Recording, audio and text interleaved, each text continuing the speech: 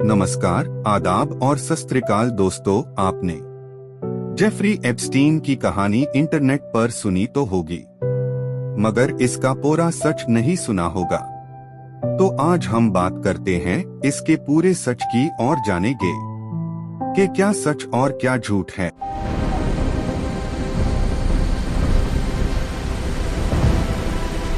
The situation is escalating. We must depart immediately. Board the jet now. No delays.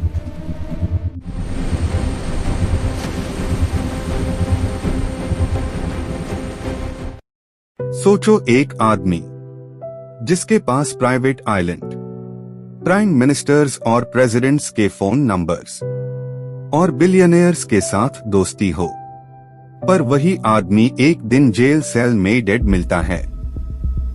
Officially suicide, पर दुनिया मानती ही नहीं।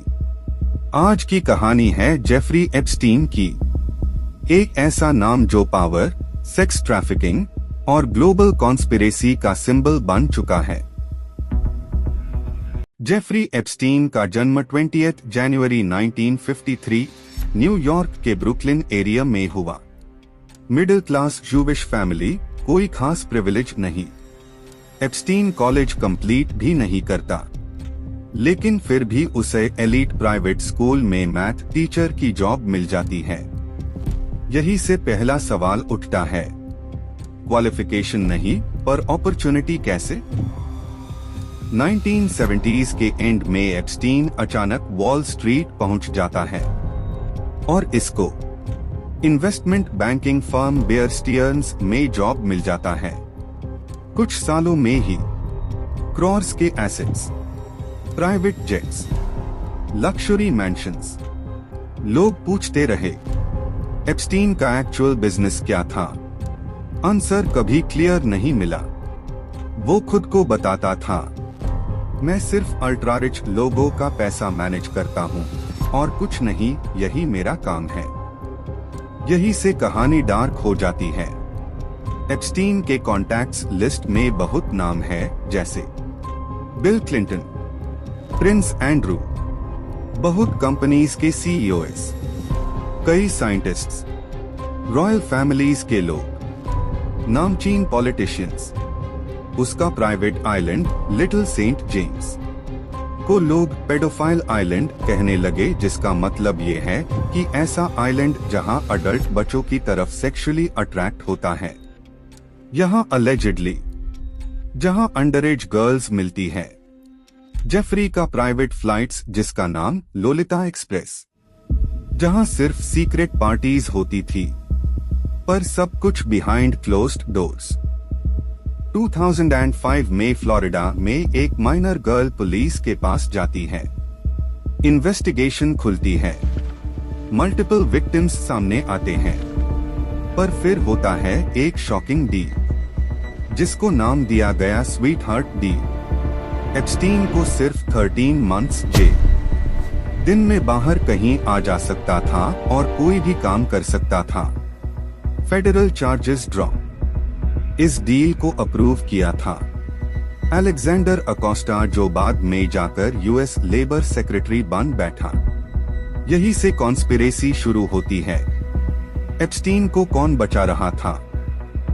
10 अगस्त 2019 New York की metropolitan correctional centre. Jeffrey Epstein अपनी cell में डेड मिलता है। ऑफिशियल रिपोर्ट में बताया गया कि suicide by hanging. Power problems, cameras काम नहीं कर रहे थे, गार्ड्स सो रहे थे। एप्स्टीन सुसाइड वॉच से हटा दिया गया था। इंटरनेट एक्सप्लोड कर गया। Epstein didn't kill himself.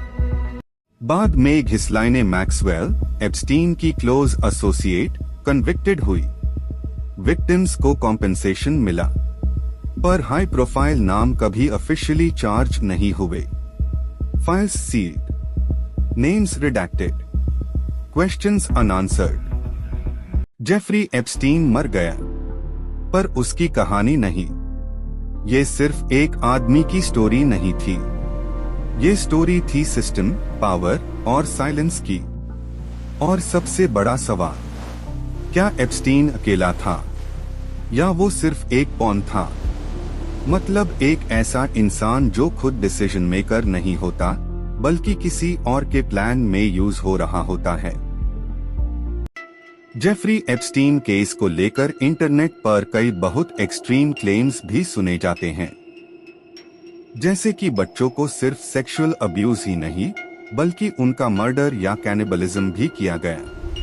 लेकिन ये बात साफ कहना जरूरी है कि इन एलिगेशंस के लिए आज तक कोई वेरीफाइड एविडेंस, कोर्ट रिकॉर्ड या क्रेडिबल इन्वेस्टिगेशन सामने नहीं आई है। जो चीज लीगली प्रूव हुई है वो है सेक्सुअल ट्रैफिकिंग, माइनर एक्सप्लॉयटेशन और अब्यूज। बाकी क्लेम्स रूमर्स और कॉन्स्पिरेसी थ्योरीज के दायरे में आती है, जिन्हें फैक्ट्स के तौर पर कंफर्म नहीं किया जा सकता। अगर तुम्हें लगता है सच अभी भी छुपा है, कमेंट करो, लाइक करो और सब्सक्राइब करो, क्योंकि कुछ कहानियां सिर्फ सुनने के लिए नहीं होती, समझने के लिए होती है। और उस कहानियों से हमको सबक सीखने की जरूरत होती है और साथ साथ सिस्टम के ठेकेदारों को बदलने की बहुत जरूरत होती है।